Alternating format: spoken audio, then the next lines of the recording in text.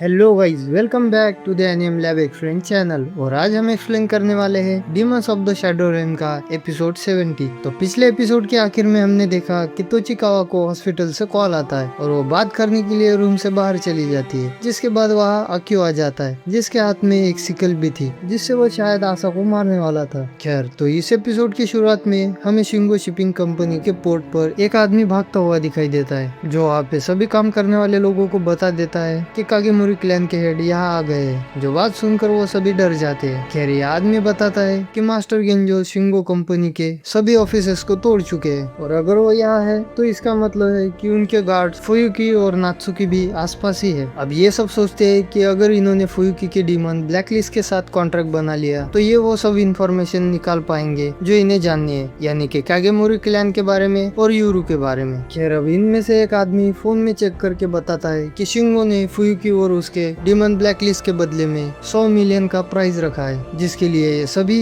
अपने साथ के डीमन विल्डर्स को उनके सभी डीमंस को एक साथ फुयुकी को पकड़ने के लिए भेजने का प्लान बनाते हैं। फिर इन्हें फुयुकी और नात्सुकी एक बिल्डिंग के टेरिस पर दिखते हैं जहाँ इनके बहुत सारे डीमंस एक साथ ही उन पर अटैक करते हैं। लेकिन तभी नात्सुकी अपने हाथ से ब्रेक जैसा अटैक करती है जिससे ये सभी डीमंस अनकॉन्शियस होकर नीचे गिर जाते हैं। और दरअसल वो नात्सुकी नहीं, रियल आशा थी जो नात्सुकी जैसा गेटअप करके उसकी जगह पर आई थी। खैर, तभी सीन शिफ्ट होता है आक्यो पर जिसका हाथ एआई खा जाती है और हम देखते हैं कि जो आशा थी वो एआई का क्रिएटर एंटीना था। अब यहाँ जिम भी आ जाता है जो एआई से कहता है कि आक्यो को खाना मत, मुझे इससे बहुत सारी इंफॉर्मेशन निकालनी है। तभी आक्यो जिम से पूछता है कि तुम इसके बारे में कब से जानते हो, जिसपे जिम बताता है कि तब से जब हमने पहली बार यूरो से फाइट की थी। अब हमें पास्ट में उस फाइट का सीन दिखाया जाता है जहाँ जिम बता रहा था कि उसने मुझ पर अटैक नहीं किया जो टीम को लीड कर रहा था, और ना ही हारो पर जिसने अपने डीमंस रैबिट और टर्टल को समन किया था, बल्कि उसने तो सीधे तुम्हारे हेड पर अटैक किया था जबकि तुम वेपनलेस और बिना डीमंस के थे। खैर, जिम बताता है कि यूरो उसी पर जानलेवा अटैक करता है जो उसे जान से मारना चाहता है। तुम चाहते थे कि यूरो मारा जाए। जिम बताता है कि मैंने नोटिस किया जब मेंशन पर अटैक हुआ तो तुमने उस अटैक को लीड करने वाले आदमी को मार डाला ताकि किसी को कुछ पता न चले, इसलिए मैंने ये ट्रैप लगाया और तुम फंस गए। तो अब आक्यो जिम से कहता है, क्या तुम्हें फुजिमोरा वेयरहाउस की मीटिंग के बारे में हिगाशी विलेजर्स में से किसी एक ने बताया? मैंने नहीं सोचा था कि तुम उनसे इतना फ्रेंडली बिहेव करोगे। जिसपे जिम चिढ़ जाता है। खैर, इतने में वहाँ हारो आ जाता है जो आक्यो से कहता है कि भले ही हम ब्लड रिलेटेड नहीं है लेकिन हम फिर भी भाई जैसे है। मैं तुम पर भरोसा करता हूँ, इसलिए हमसे फाइट मत करो। मैं नहीं चाहता कि तुम्हें हर्ट हो। हारो आक्यो से कहता है कि मास्टर से माफी मांगो, मैं तुम्हारे साथ चलता हूँ, हो सकता है वो तुम्हारी जान बख्श दे। लेकिन आक्यो कहता है इतना सब कुछ हो जाने के बाद अब वो मुझे माफ नहीं करेंगे। अब आक्यो जिम से कहता है, मैं समझ गया, आशा यहाँ नहीं है, ठीक है, तो मैं इस जगह को ही डिस्ट्रॉय कर दूंगा। जिसके बाद हम आक्यो के डीमंस को देखते हैं। अब आक्यो कहता है, आशा के पास अब छुपने के लिए कोई भी जगह नहीं है और मेरे डीमन माउंटेन गॉड इतने बड़े हैं कि एआई उन्हें निगल नहीं सकती। यहाँ तक कि हारो का टर्टल भी उन्हें अपने वेट से रोक नहीं सकता और वो रैबिट भले ही फास्ट है लेकिन वो ऐसा होगा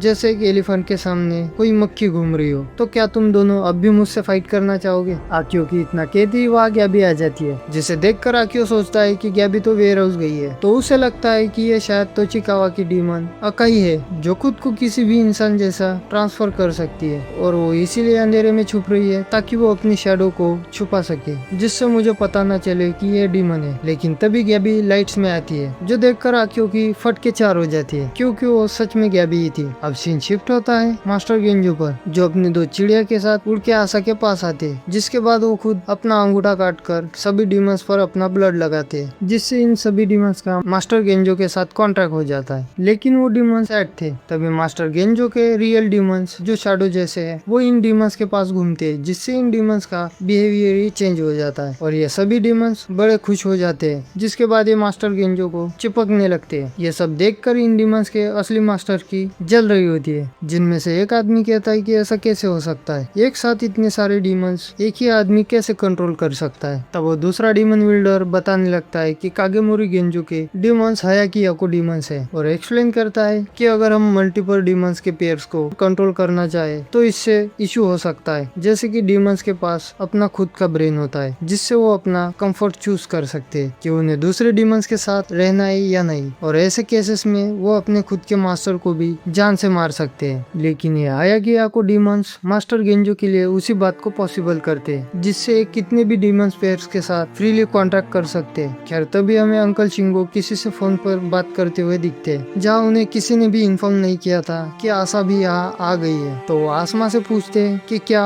उसे पता था कि आशा यहाँ आने वाली है, जिस पे आसमा ना में जवाब देता है। अभी इनको बिजी देख यूरू मौके का फायदा उठाकर अपने पैर में छुपाए हुए वेपन को निकालता है, जो एक रस्सी से जुड़ा हुआ था, और वो अंकल शिंगो का गला रस्सी से जकड़कर आसमा से कहता है, हिलना मत आसमा, अगर तुम हिले तो मैं इन्हें मार दूंगा। और फिर अंकल शिंगो का फोन उठा लेता है। खैर तभी फिर से सीन शिफ्ट होता है कागेमोरी मेंशन पर, जहाँ जिम आकियो को बताता है कि उसने तोचिकावा को हॉस्पिटल का बहाना करके रूम से बाहर आने को कहा था, लेकिन आकियो कहता है, मुझे लगा कि इसके लिए मुझे तोचिकावा को थैंक्स कहना चाहिए, क्योंकि वो परफेक्ट टाइमिंग पर आशा को अकेला छोड़कर बाहर चली गई थी। खैर मुझे झूठी औरतों से नफरत है। जो बात सुनकर गैबी का गुस्सा 7वें आसमान पर चला जाता है, जिससे गैब्रियल आकियो के डीमंस पर अटैक कर देता है। आकियो के डीमन गैब्रियल को रोकने की कोशिश करता है, लेकिन गैब्रियल उसका पैर ही काट कर अलग कर देता है, जिससे एआई निगल जाती है। अब यहाँ जिम गैबी से कहता है कि वो और उसके डीमन इस जगह को क्लीन रखेंगे, लेकिन वो आकियो को नहीं मारेगी, जिसपे गैबी नो मोर प्रोमिसेस बोलकर फाइट को शुरू कर देती है। खैर यहाँ गैब्रियल बहुत ही बुरी तरीके से आकियो के डीमंस के पार्ट्स को काट रहा था। तभी आकियो अपने व्हाइट डीमन, जिसका नाम यामाकाजा है, उसे गैबी पर अटैक करवाता है, लेकिन गैबी को यह हारू का डीमन बन बचा लेता है। तभी हारू अपने टर्टल को आकियो पर लैंड करवाता है, लेकिन आकियो अपने डीमन तानिकाजे को उसे बचाने के लिए कहता है, जहाँ तानिकाजे हारू के टर्टल को अपने एक पैर से ही बहुत दूर फेंक देता है, लेकिन गैबी माउंटेन गॉड्स को बस काटती ही जा रही थी, जहाँ वो यामाकाजा का हॉर्न तोड़ देती है, जो सीधे